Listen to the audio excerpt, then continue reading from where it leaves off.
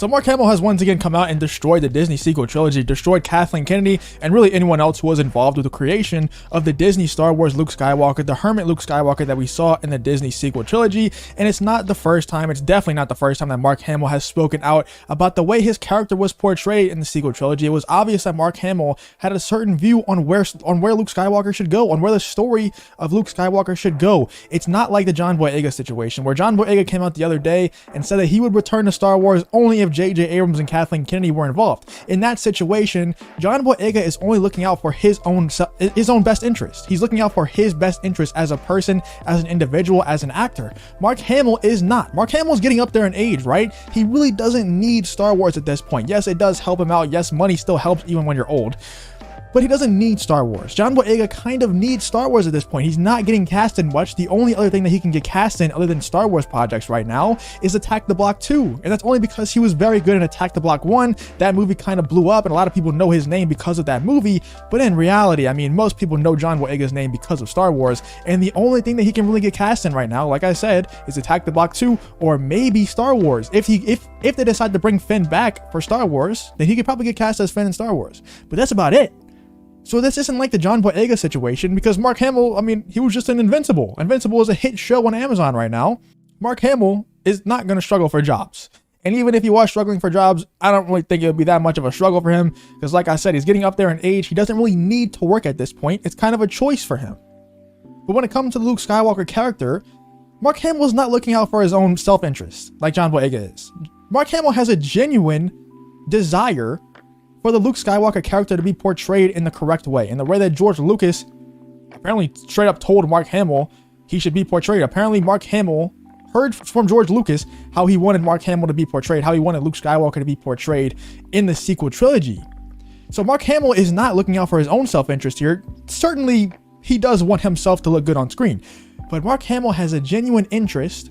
I truly think he has Luke Skywalker, the character, and Star Wars, the series, best interest at heart. I really do think that. And you can see in this tweet here, according to Mark Hamill, George Lucas intended for Luke Skywalker to survive throughout the entire sequel trilogy up until the end of episode 9. So up until the end of episode 9, I guess Luke was going to sacrifice himself at the end of episode 9 or whatever. But Mark Hamill has made it clear over the years, even ever since The Force Awakens really, but really once The Last Jedi came out. And I'll show you a clip in 1 second of Mark Hamill talking about The Last Jedi and the way Luke was portrayed in The Last Jedi. And I've talked about it before on this channel. I've showed that clip before on this channel, and it's not pretty. It's painful to watch. I'm not gonna lie to you. It's pretty painful to watch. But Mark Hamill has made it clear that he is not happy. He hasn't been happy with the way Luke Skywalker has been portrayed. And I mean, this further proves it. That it just wasn't, not only did they just make him look stupid in the sequel trilogy, but Mark Hamill was probably promised a certain thing from George Lucas, from the creator himself. George Lucas probably went up to Mark Hamill and told him, look, I'm not planning on making these movies, but if I were to make these movies, this is how your character, this is how Luke Skywalker would be portrayed in these movies. This is what Luke Skywalker would do in these movies. And it was probably pretty similar to the Legends Luke Skywalker. It was probably not very similar to what we got in the sequel trilogy, I would assume. I don't know. Maybe he was a hermit and he just survived until the end of episode 9. That would have been a little bit better than what we got anyway. Wouldn't be great, but I also don't think that's what it was. I think George Lucas would probably have big things for Mark Hamill / Luke Skywalker in the sequel trilogy. And that's probably what Mark Hamill was promised by George Lucas. Once you get that in your head, once Mark Hamill gets that in his head, that I'm still going to be the hero of this trilogy. I'm still going to be the badass that I was in Return of the Jedi. Even better, Mark Hamill probably saw himself in these Legends books, or saw Luke Skywalker in these Legends books, and was like, wow, that's how I'm going to be in the sequel trilogy. I can't wait for this. Can't wait to see myself on screen. And then he's just a hermit. So I would be hurt too. But he's not always butthurt.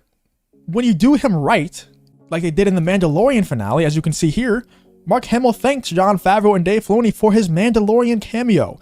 You don't see him thanking Kathleen Kennedy, J.J. Abrams, or Rian Johnson, because they did his character really badly, and he knows that. And this tweet right here further proves that. According to Mark Hamill, George Lucas intended for Luke Skywalker to survive throughout the entire sequel trilogy? That's big news. That's actually huge. Sometimes the greatest gifts are the most unexpected and something you never realized you wanted until it was given. Hashtag thank you, John and Dave. And then the picture of the Luke Skywalker cameo in The Mandalorian. You can just tell that this guy just has Star Wars' best interest. He has his character, Luke Skywalker's best interest at heart. He doesn't care about his own personal self-interest. He doesn't care about Mark Hamill in terms of Star Wars. I'm sure he wants to look good on screen. No actor doesn't want to look good on screen. But when it comes to the John Boyega stuff where he said that he would only return because if KK and JJ Abrams were involved, that's just John Boyega looking out for John Boyega the person. He doesn't care about the well-being of Star Wars. He doesn't care about the Finn character. He just cares about John Boyega. And we know that Kathleen Kennedy and JJ Abrams wanted Finn to be front and center. They wanted him to be a main character right next to Rey. I'm sure he would have been a Force user as well. That's the impression I got from The Force Awakens. But I guarantee you, if Finn shows up later on, let's say 20, 30 years down the line, he shows up as a CGI version of John Boyega, like right here, he won't be tweeting, "Sometimes the greatest gifts are the most unexpected and something you never realized you wanted until it was given. Hashtag thank you, John and Dave." I guarantee you he wouldn't be thanking anyone. He would just be like, all right, move on, collect his residuals and move on. Hopefully get cast in something else because of it. He doesn't care. Like, I know John Boyega is a Star Wars fan, but he's not invested in Star Wars. He's not invested in the Finn character like Mark Hamill is. He's just not invested in it. It is what it is. But when I go back to what Mark Hamill has said, and shout out to Theory for posting this. He actually posted this on his gaming channel, Theory's Arcade. So shout out to Theory, because I hadn't seen this before he posted it. But Mark Hamill just blatantly cannot talk good. He cannot talk highly about The Last Jedi. He makes that clear here. It's just not in his nature. He can't bring himself to do it. Let's take a look at what he has to say. I'm not going to play the whole clip, just a few seconds of it. Pushed out of his comfort zone. He's flying spaceships, making wisecracks and being cynical. Why am I so different? But it's really important for the story. And I came to realize, first of all, it's not my story anymore. You know, we really have to tell the story of the new protagonist. So, you know, eventually you have to trust Ryan. Oh man, that actually kills me to watch that. Like, it actually hurts me. You can see the pain in his face when he says trust Ryan. It's tough. I mean, he's either having a dementia moment and couldn't remember Ryan's name, or he just really doesn't want to say trust Ryan. I know he was hurt by the sequel trilogy. You can even see it on Daisy Ridley's face when this is happening. She's just like, please stop talking. You're about to say something to get us both in trouble. Please stop talking. Because he's the director. You could see it in her face. But yeah, I mean, it's just really sad, man. It's really sad that Mark Hamill was hurt that badly by Disney Star Wars, by Kathleen Kennedy, J.J. Abrams, Rian Johnson. They all play a part in it. I think Kathleen Kennedy is the biggest one to blame out of all of them. But they all played a part in it. And it's sad, man, because, you know, Luke Skywalker was never my hero growing up. My favorite character was always Anakin. But Luke Skywalker was definitely a hero. He was definitely someone that I looked up to. So to see the actor for him just be that hurt about the character that he portrays in the Disney trilogy, it's tough. And then when you see stuff like this, according to Mark Hamill, George Lucas intended for Luke Skywalker to survive throughout the entire sequel trilogy up until the end of episode 9. That makes it even worse. It just makes it way worse, man. It sucks because I feel like the sequel trilogy had so much potential. You know, you have, especially, let's just say George Lucas hypothetically was involved. Think of George Lucas with today's technology, today's filmmaking potential.